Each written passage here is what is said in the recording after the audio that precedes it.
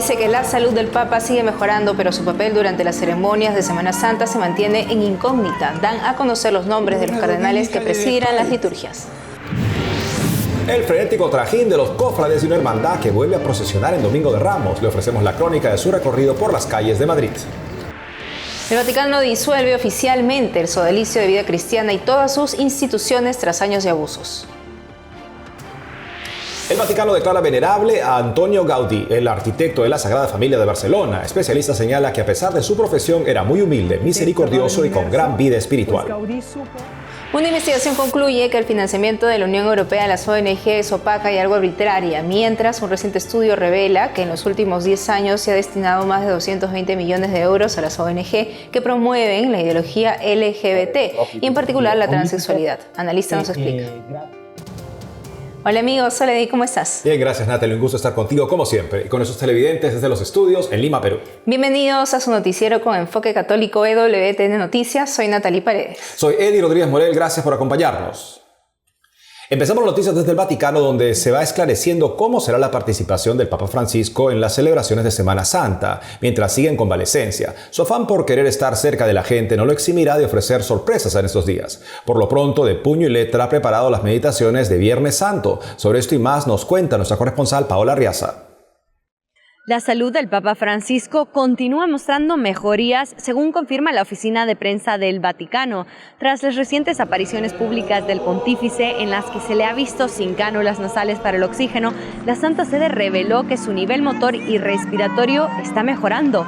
Además, apuntan a una mejoría en su voz, que se vio dañada tras el mes de hospitalización en el Policlínico Gemelli. Por el momento, continúa la fisioterapia motora y respiratoria. La oficina de prensa aseguró que el pontífice puede permanecer más tiempo sin oxígeno y que recibe terapia de oxígeno de alto flujo únicamente por las noches y solo si es necesario. En cuanto a las actividades, el Papa mantiene breves reuniones de trabajo con algunos superiores de la Curia Romana, como el cardenal Semeraro. Sin embargo, la oficina de prensa no ha hecho previsiones para la participación del Papa en las celebraciones litúrgicas de la Semana Santa. En lugar del Papa Francisco, la celebración de este Jueves Santo, que corresponde a la misa crismal, será presidida por el cardenal Domenico Calcaño, presidente emérito de la Administración del Patrimonio de la Sede Apostólica. La celebración de la Pasión de Cristo este Viernes Santo estará en manos del cardenal Claudio Gugerotti, prefecto del dicasterio para las iglesias orientales. Tras esta celebración tendrá lugar el Vía Crucis en el Coliseo Romano. En esta ocasión será el cardenal Baldassar Reina, obispo auxiliar de Roma, quien encabezará esta multitudinaria procesión en el centro de Roma. Los textos que se leerán durante este Vía Crucis serán escritos por el Papa Francisco. Los cardenales que sustituirán al Papa en estas celebraciones de Semana Santa han sido escogidos personalmente por Francisco. Se espera que la oficina de prensa de la Santa Sede ofrezca este viernes más detalles sobre la presencia del pontífice en las grandes fiestas como el Domingo de Resurrección, en el que suele pronunciar la bendición Urbi et Orbi. Esta bendición está reservada para momentos de gran peso en la Iglesia y es dirigida a la ciudad de Roma y al mundo entero. En esta ocasión solemne, el Santo Padre da un mensaje de paz y esperanza dirigido a los habitantes de Roma y a los fieles del mundo entero. En Roma, Paola Arriaza, EWTN Noticias. Llevamos nuestra atención a España para ser testigos del agitado trajín de los cofrades de una hermandad que volvió a procesionar en Domingo de Ramos. Nuestro corresponsal Nicolás de Cárdenas nos ofrece la crónica de recorrido por las calles de Madrid. En la Basílica Pontificia de San Miguel, vinculada a la Nunciatura Apostólica en España, en pleno centro histórico, cerca de la Catedral y la Plaza Mayor, tiene su sede la Hermandad de los Estudiantes de Madrid, que este año cumple 35 años y ha vuelto a procesionar por las calles de la capital este Domingo de Ramos, con un sabor genuino, síntesis de lo sevillano y lo castellano.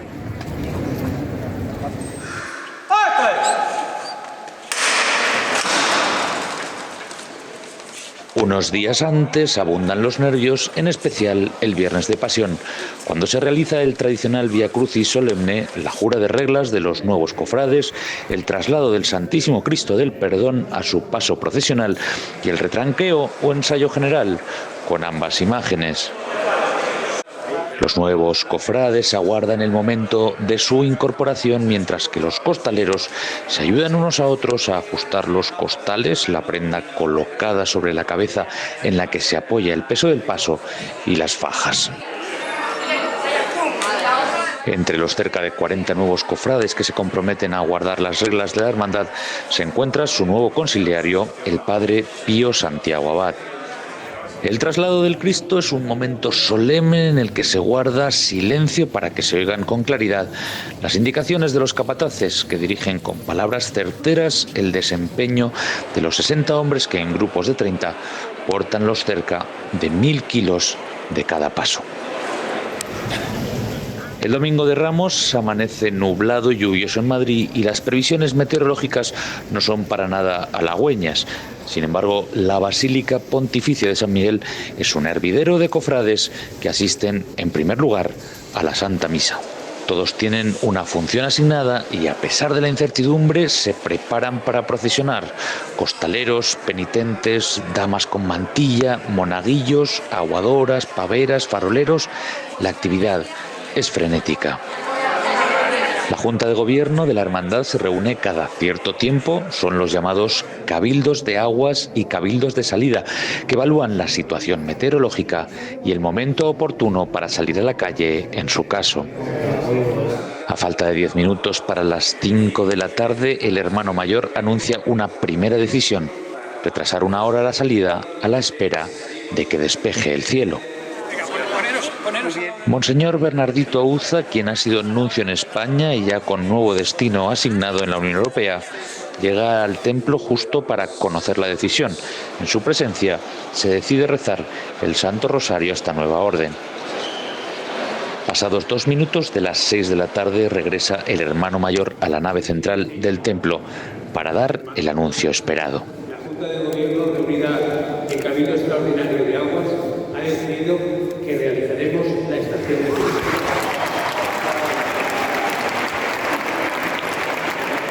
Tras un aplauso emocionado al que se suma Monseñor Auza, todo se dispone para que, faltando 15 minutos para las 7 de la tarde, asomara por fin por el portón de la Basílica de San Miguel el Cristo tallado por Luis Salvador Carmona en el siglo XVII.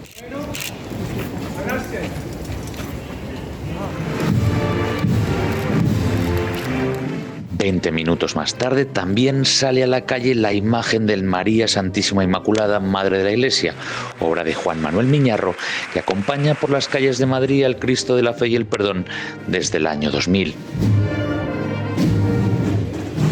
El recorrido por las calles, acompañado por los fieles, retrata con fidelidad esa síntesis castellana y andaluza de la cofradía.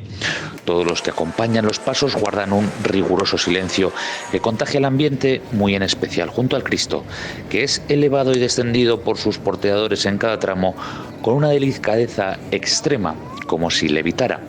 Solo el roce en el suelo de las zapatillas de los costaleros y las indicaciones sobrias de los capataces rompen el ambiente de recogimiento.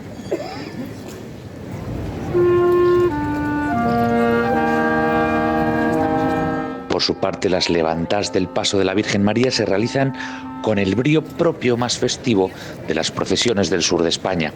También las órdenes del capataz animan a ello.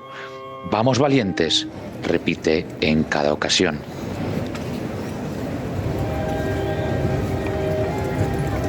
Con el atardecer, las luces de los velones que portan los nazarenos y las que embellecen el rostro de la Virgen María en su paso toman protagonismo y trasladan a los fieles que la siguen con la mirada el sentimiento profundo de estar sumergidos en la hora esencial que cambió la historia.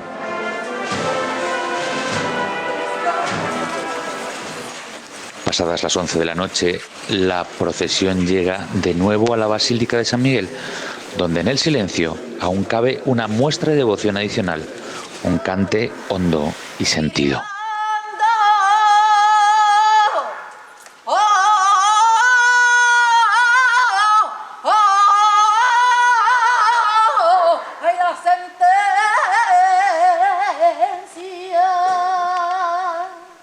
El viernes por la tarde todo era incertidumbre, pero los cielos han permitido que la Cofradía de los Estudiantes haya podido procesionar por las calles del centro de Madrid y recibir la devoción y el cariño de los fieles. Desde España, Nicolás de Cárdenas, EWTN Noticias.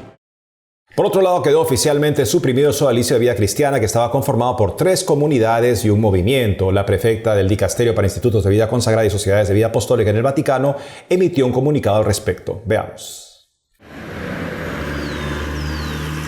Ya es oficial. El Vaticano formalizó la supresión del sodalicio de Vida Cristiana y de todas las instituciones fundadas por Luis Fernando Figari, como resultado de una investigación sobre abusos ordenada por el Papa Francisco.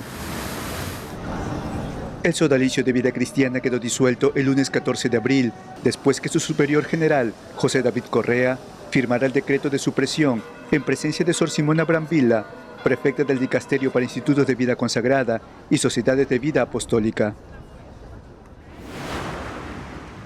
Al concluir una investigación ordenada por el Santo Padre Francisco el 5 de julio de 2023, con el fin de comprobar la validez de las acusaciones sobre responsabilidades de diversa índole atribuidas a don Luis Fernando Figari y a numerosos otros miembros del sodalicio de Vida Cristiana, se decidió suprimir tanto las sociedades de vida apostólica del sodalicio de Vida Cristiana como la Fraternidad Mariana de la Reconciliación, así como las asociaciones de fieles de las siervas del Plan de Dios y del Movimiento de Vida Cristiana. Diles que, primero que todo, esto no es un castigo. Monseñor Jordi Bertomeu fue nombrado como comisario apostólico para las tareas relacionadas con la supresión del sodalicio. El sacerdote español integró con Monseñor Charles Chicluna la misión especial que el Papa Francisco envió al Perú para investigar las acusaciones de abusos en la comunidad sodalite. La Fraternidad Mariana de la Reconciliación explicó la supresión. Está motivada en el decreto en la falta de carisma de origen divino en el fundador, así como en los abusos y el comportamiento impropio y abusivo de Figari y de muchos de sus colaboradores. En enero de este año, el sodalicio informó que entre mayo de 2016 y diciembre de 2024 reparó a 83 víctimas de abusos sexuales, psicológicos y de poder, a través de acuerdos extrajudiciales. Por otro lado, sobre los bienes de las instituciones suprimidas, los decretos compartidos por las fraternas y las siervas indican que el monto consolidado deberá servir para indemnizar a las víctimas y, subsidiariamente, será donado proporcionalmente para garantizar el sostenimiento económico a los integrantes de las entidades fundadas por Luis Fernando Figari. El sodalicio estuvo presente en Italia, Estados Unidos, Argentina, Brasil, Chile, Colombia, Costa Rica y Ecuador. El Papa Francisco declaró venerable a Antoni Gaudí, el arquitecto español conocido en todo el mundo por dirigir la construcción de la Sagrada Familia de Barcelona. Para explicarnos sobre esta gran noticia, estamos en conexión con Chiara Curti, arquitecta e investigadora italiana especializada en la obra de Gaudí y autora de la obra La Sagrada Familia, Catedral de la Luz. Chiara Curti, bienvenida a EWTN Noticias. Gracias por invitarme. Chiara, coméntenos por qué el Vaticano ha declarado venerable a Antoni Gaudí. Desde el 1992 que un grupo de personas ha creído que Gaudí fuera un santo. Y bueno, siempre la Iglesia tarda, ¿no?, en reconocer, ¿no?, la santidad de una persona, pero lo hizo porque realmente Gaudí se distinguió por ser una persona que, a pesar de tener una profesión como la del arquitecto, que es una profesión en la cual el lío de uno pues es superior, ¿no?, a cualquier otra quizá profesión, hasta el punto que a veces hasta Dios se dibuja como, se imagina como si fuera casi el arquitecto, ¿no?, del universo. Pues Gaudí supo llegar a ser una persona sumamente humilde a través de unas virtudes heroicas que son justamente las que se acaban de firmar, a través de la misericordia hacia los demás, a través de una grande caridad hacia las personas con las cuales que trabajaban con él, una grande capacidad de ayuno, de sacrificio, pero no como un fin a sí mismo, sino realmente como una educación para delante la responsabilidad de tener que construir la Sagrada Familia, ¿no?, que él interpreta como una obra divina. No que interpreta, sino que realmente él la construye como un colaborador del Creador. ¿Y por qué se le conoce a Gaudí como el arquitecto de Dios? Mira, este apodo se le da ya estando él en vida. Es bastante sorprendente como apodo, pero se utilizó en las dos vertientes. O sea, gente que hasta le tomaba el pelo, ¿no? Como diciendo, bueno, este es un chiflado. Y de otro lado, a gente que se lo toma muy en serio, porque realmente Gaudí ni siquiera se presentaba como arquitecto, sino que decía que él era un colaborador de Dios. De hecho, ninguna obra suya se parece a Sagrada Familia, ni en estilo, ni hasta en los mínimos detalles, ¿no? Se distingue totalmente, poniendo de manifiesto que aquella en realidad no es exactamente obra suya, sino que él trabaja a las órdenes de otro, ¿no? A las órdenes de Dios. Es realmente un hombre profundamente inspirado. Esta inspiración le viene también del estilo de vida que él, casi un místico, ¿no? El Papa Francisco varias veces, hablando de Gaudí, habló de él como un místico y realmente quizás es la faceta que más resalta mirando Sagrada Familia. ¿Y cuál fue justamente el papel del templo, de este maravilloso templo, la Sagrada Familia, en este proceso de canonización de Gaudí? Bueno, el proceso de beatificación de Gaudí está haciendo un recorrido como con los otros santos, esperando el milagro, así. En realidad tenemos un antecedente que es el Beato Angélico, que es un santo declarado por Juan Pablo II, que solamente por la belleza de sus obras pues se hizo beato, ¿no? Entonces, realmente el hecho que la obra de uno es el autorretrato de lo que tú eres, el hecho que Sagrada Familia sea de una belleza tan extraordinaria que traiga a personas de todo el mundo, pues sí hace que tenga un papel fundamental, ¿no? Gaudí sin Sagrada Familia seguramente no sería santo. Bueno, no sería beato. Una alegría esta noticia. Chiara Curti, muchas gracias por la entrevista. A ti, gracias, Natalie. Hacemos una pausa y al volver, miles marchan en Denver contra la aprobación de un proyecto de ley que financia abortos con $1 millón anuales de fondos públicos. Además, una investigación concluye que el financiamiento de la Unión Europea a las ONG es opaca y algo arbitraria, mientras un reciente estudio revela que en los últimos 10 años se ha destinado más de 220 millones de euros a las ONG que promueven la ideología LGBT y en particular la transexualidad. El analista nos explica. Regresamos con más noticias con Enfoque Católico.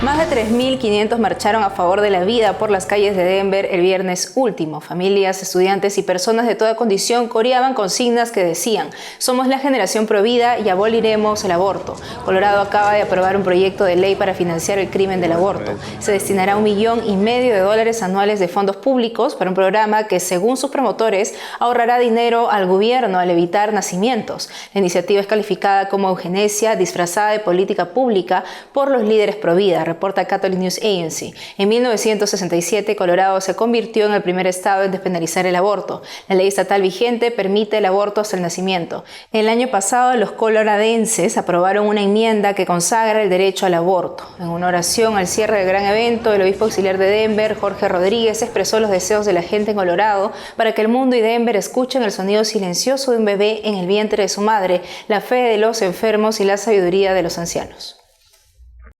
Un reciente estudio revela que en los últimos 10 años la Unión Europea ha destinado de modo poco transparente más de 220 millones de euros a ONGs que promueven la ideología LGBT y en particular la transexualidad. A la par, una investigación del Tribunal de Cuentas Europeo concluye que la financiación de ONGs de la Unión es opaca y algo arbitraria. Para saber más al respecto estamos con Luca Volonté, que nos habla desde Saronno, Italia. Luca, bienvenido al programa. Hola, saludos a todos. Entonces, Lucas, por favor, explícanos lo que revelan estos estudios sobre cómo maneja fondos de una manera bastante arbitraria, aparentemente, la Unión Europea. Sí, dos investigaciones asombrosas. Veamos la situación como realmente. Porque por un lado, esta investigación de este Centro de Estudios de Bruselas ha revelado en efecto que 220 millones en los últimos años han sido destinados por la Comisión Europea de manera absolutamente no transparente a lobbies LGTB, con el fin específico de incluir en las legislaciones nacionales de los 27 países europeos para poder introducir no solo la ideología de género en las escuelas, pero también en los procedimientos administrativos, en el cambio del registro de nacimientos, para que en lugar de decir padre y madre, diga progenitor 1, progenitor 2. En el campo educativo, para adoctrinar a los niños en la ideología de género, por lo tanto diciéndoles, mira, no eres un varón o una mujer hasta que lo decidas tú a los 18 años, o que tal vez puedas también cambiar de sexo sin decírselo a tus padres. Solo para dar ejemplos muy concretos de cómo Europa ha querido fuertemente a través de estos financiamientos ilegales, digamos la verdad, y también ilícitos, en el sentido que no han avisado ni a los ciudadanos ni a los estados de estos financiamientos, directamente premiando a estos lobbies transoceánicos, porque son activos, lamentablemente, en todo el mundo. Parten de los Estados Unidos, pero están activos en todo el mundo para promover esta ideología de género y del transgénero, o sea, de la posibilidad de cambiar de sexo desde temprana edad sin involucrar a los padres, negando la evidencia no solo cristiana y bíblica, sino también la evidencia de la realidad, es decir, que todos nacemos varón o mujer. Por otro lado, pasados algunos días desde esta extraordinaria noticia, sucede que el 7 de abril, la Corte de Cuentas Europea, tras 3 años de investigación, ha publicado este informe igualmente asombroso que nos dice que las acciones realizadas por la Comisión Europea y por las direcciones generales de varios sectores de la Comisión Europea, es decir, del Poder Ejecutivo, son opacas, absolutamente no transparentes y favorecen, digámoslo así, el desembolso de fondos sin ningún tipo de control. Objeto de esta investigación son los financiamientos recibidos por las 12.000 organizaciones no gubernamentales entre el 2021 y 2023. O sea, esperamos otras sorpresas en los próximos meses, en los próximos años, en los cuales han sido distribuidos 7.400 millones de euros, una cifra terrorífica, a través de procedimientos absolutamente no transparentes ni fiables, a 12.000 organizaciones no gubernamentales que han realizado acciones de lobby para sus propios intereses, sin ningún tipo de control, solo autodeclarándose organizaciones no gubernamentales, sin control alguno por parte de la Comisión de que estas eran verdaderamente organizaciones no gubernamentales, y autodeclarándose organizaciones que querían desarrollar y promover el bien común al interno de la Unión Europea. Un despilfarro extraordinario, una opacidad extraordinaria, a quien en Italia se llamaría un tipo de camarilla secreta, a través de la cual realizar compraventas políticas que ayudan solo a los amigos de los amigos para promover las propias ideologías políticas. Y gracias a estos dos informes, el segundo grupo más importante en el Parlamento Europeo, que es el grupo de los patriotas y soberanistas, ha presentado una interpelación urgente a la Comisión para que sean finalmente hechos públicos todos los contratos y se haga plena luz sobre todo lo que ha sucedido, tanto a favor de los lobbies LGTB como a favor de estas 12.000 ONGs que han recibido tantos fondos en un momento tan gravemente difícil para la sociedad y la economía europea. Gravemente difficile per la società e per l'economia europea. Considerar que en un momento que tantas personas tienen dificultades económicas en sus familias, ver este uso arbitrario de fondos dirigido a grupos ideológicos, además contra los valores cristianos de gobiernos que han sido elegidos democráticamente en Europa, debe ser rechazado por todos. Luca Volonté, analista político que nos habla desde Saronno, Italia, gracias por estar con nosotros el día de hoy. Grazie a voi, alla prossima. La Santa Sede presentó cuál será su participación en una importante exposición de arte en Venecia. Espera romper su récord de más de 20.000 visitantes logrados en su pabellón de la prestigiosa Bienal del Arte el año pasado. Veamos. El Vaticano volverá a dejar su impronta en la Bienal de Arquitectura de Venecia. Esta prestigiosa exposición internacional que se celebra cada 2 años explora diseños innovadores que puedan combatir problemas universales que afectan al mundo. Cientos de participantes entre arquitectos, ingenieros, científicos y artistas presentarán sus obras en Venecia, y entre ellos representantes del Vaticano.